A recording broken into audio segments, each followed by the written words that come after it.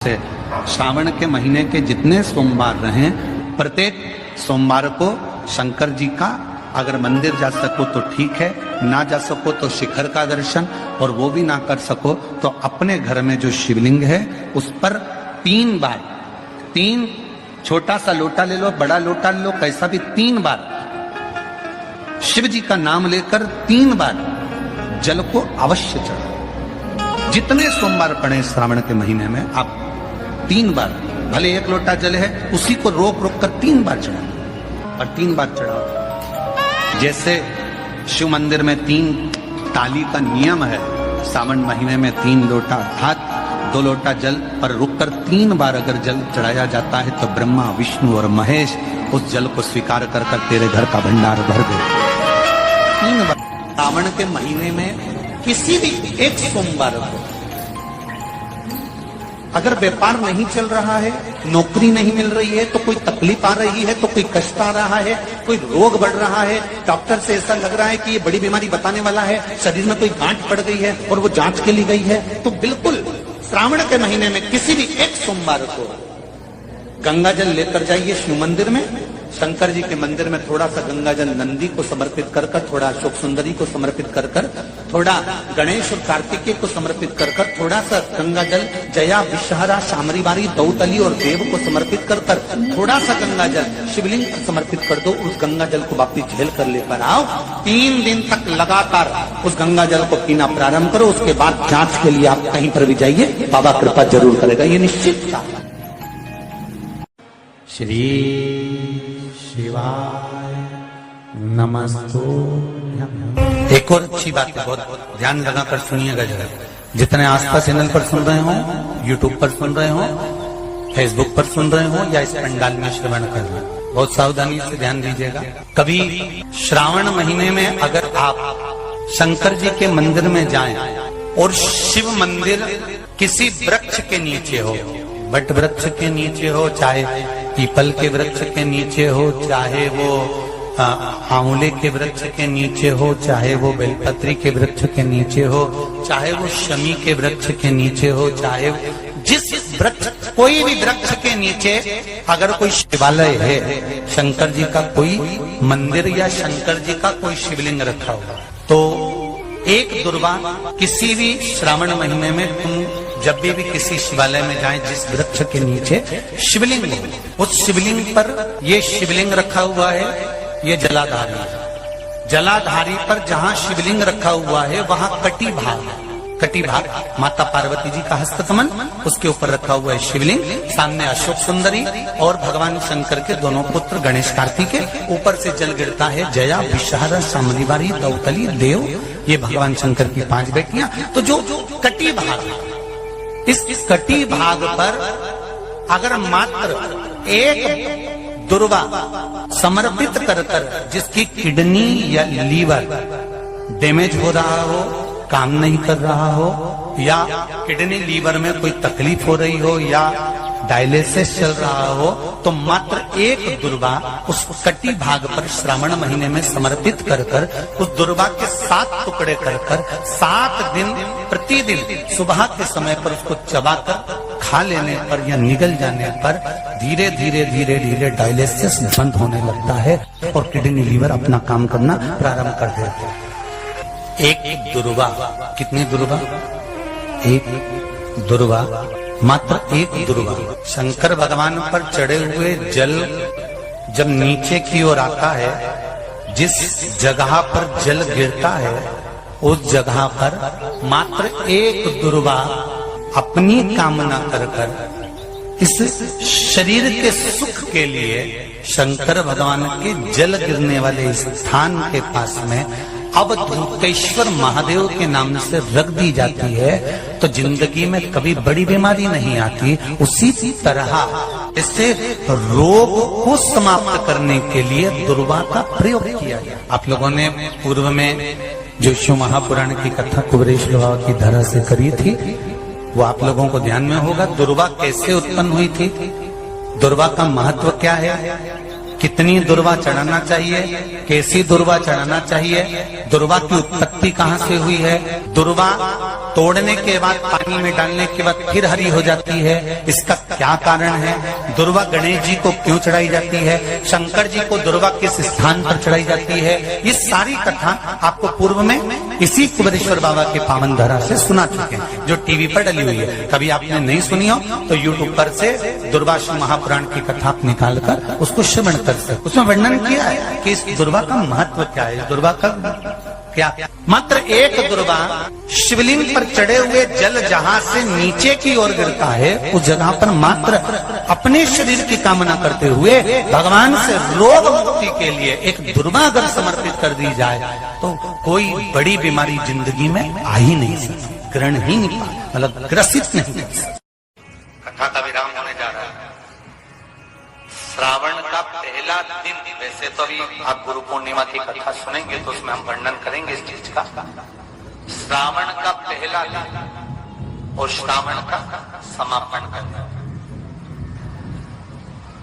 ये 2 दिन तुम रुका जी का नाम लेकर अशोक सुंदरी वाली जगह पर एक बेलपत्र अगर कोई समर्पित कर देता है तो उसके घर में वंश की कभी कमी नहीं आ सकती, उसके घर संतान जरूर होती है, पुत्र प्राप्त होता है, बेटी हो बेटा हो संतान अवश्य प्राप्त होती है, वंश बढ़ता है।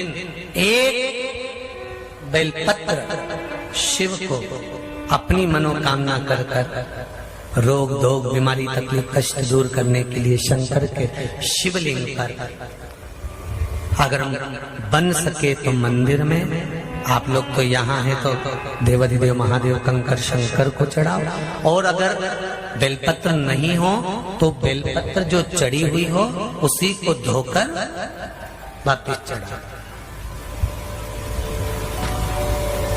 वापिस और सावन का महीना है, दिल से बाबा को रिझाए।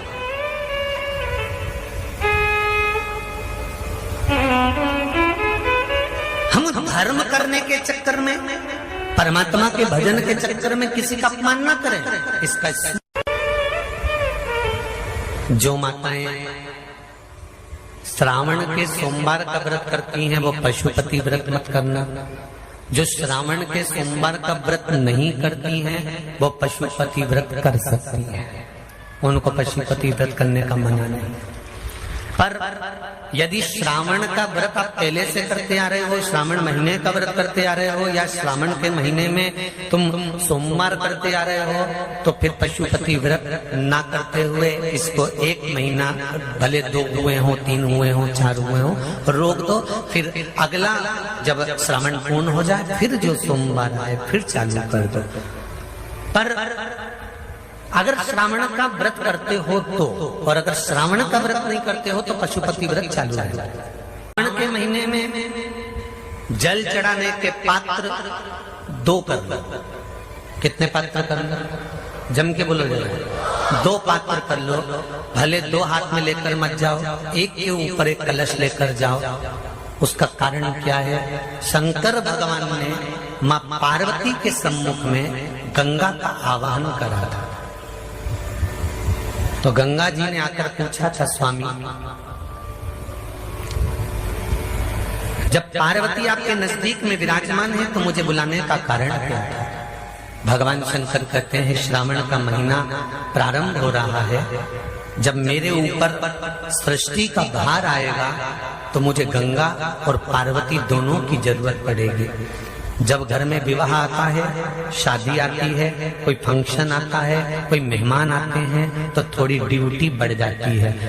रोज 8 बजे उठते हो, पर शादी रहती है तो कितनी बजे उठना पड़ता है? सुबह 6 बजे 7। यहाँ पर भी आप रोज अपने घर पर उठते होगे 8 बजे तक 7 बजे तक, पर यहाँ तो तुम जब सो रहे होगे तो सवेरे कब हो जाती है और रात कब हो जाती है तुम्हें नहीं मालूम पड़ता होगा कि कब रात हो गई कब सुबह हो गई। लोग ढोलक पीते पीते पीते पीते 11, 12, 1 और तुम्हारी लग गई झपकी और बज गई 3:30। सब लग गए लाइन में नहाने और तुम भी भगी जल्दी से नहाने। अब नहाने भी कहाँ जाएं, तो माता इतनी चतुर, उन्होंने कहा बरसती हो रही है जल की। भगवान भी सोच समझ के पानी गिराता था। 3 बजे से गिराना चालू करता था 6 बजे तक। उस बीच में भगवान को भी मालूम है मिश्रा जी कहाँ से नल लाएगा, इसलिए उन्होंने चारों तरफ से पानी गिराया और तो नहाना के अंदर। बोलो सही है कि गलत है?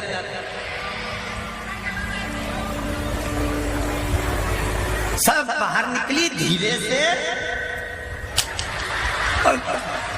इतनी चतुर राम जी, गजब की चतुर चतुर लोग आया है, गजब।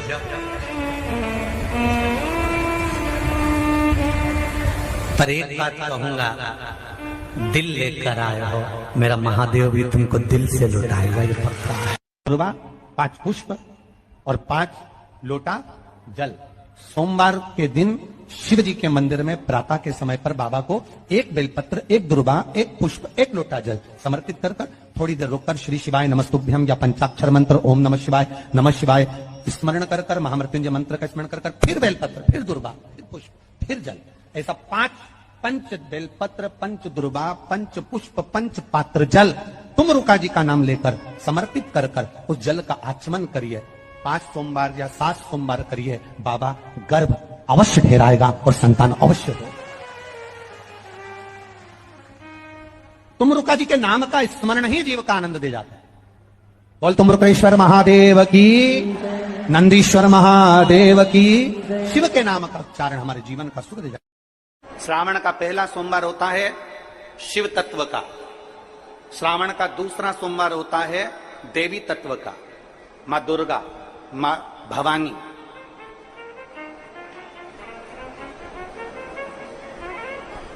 आप लोगों ने शिव पंचायत, शिव महापुराण की कथा पहले बाची, आप लोगों ने सुनी होगी। उसमें शिव पंचायत का वर्णन करा था। 5 देव,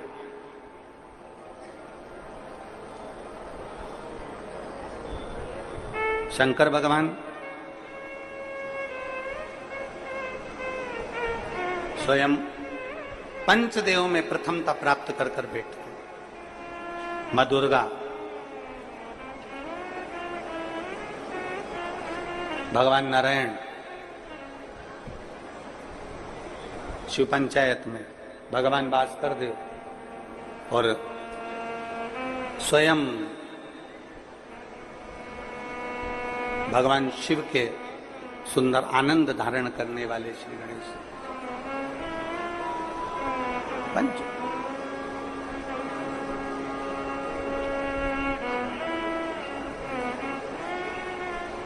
अब प्रथम में शिव, दुर्गा, नारायण, भास्कर देव, गणेश जी, ये सब भगवान शिव की पंचायत के अंतर्गत विराजमान होते हैं और ये 5 सोमवार का फल हमें प्रदान करते हैं। 5 सोमवार।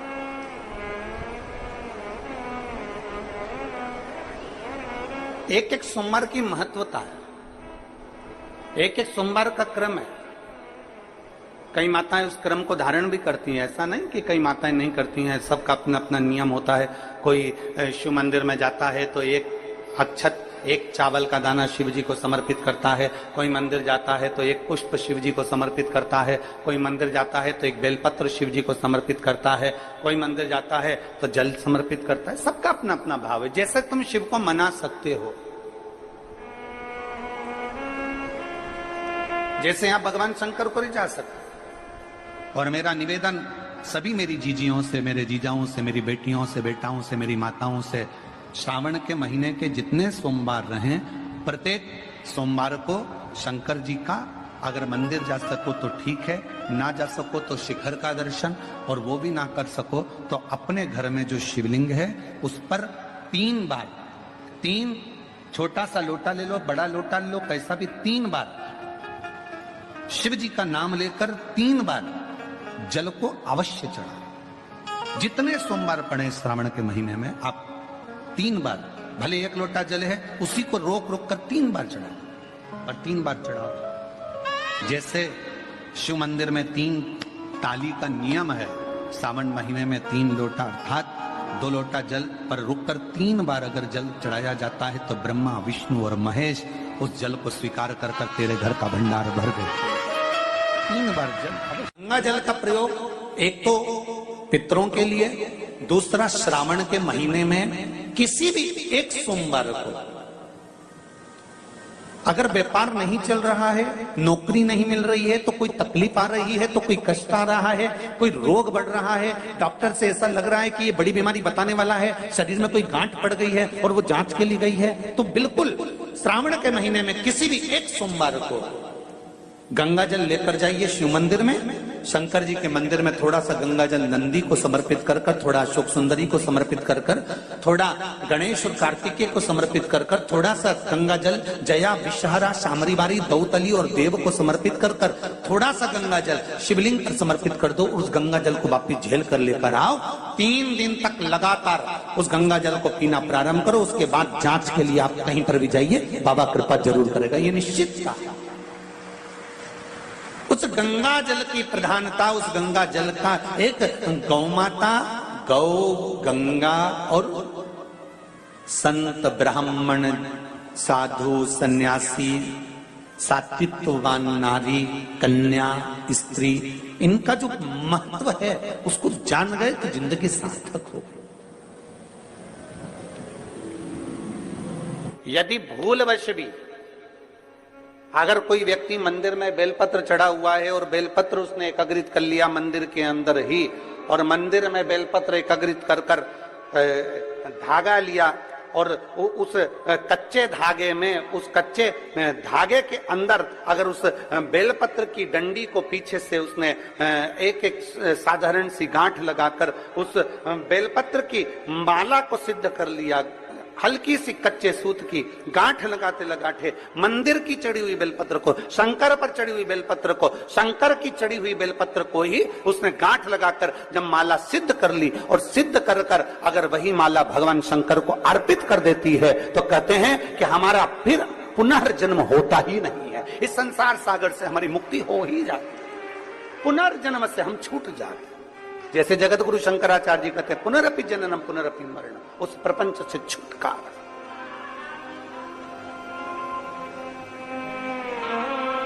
अब कई लोग ऐसे होते हैं कि वो पत्ती में छेद कर देते हैं, नहीं।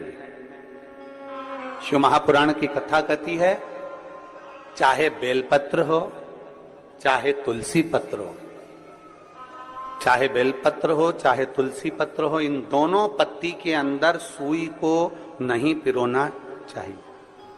बेलपत्र के अंदर भी सुई को नहीं डाला जाता और तुलसी पत्र के अंदर भी सुई को नहीं डाला जाता, दोनों पत्र में।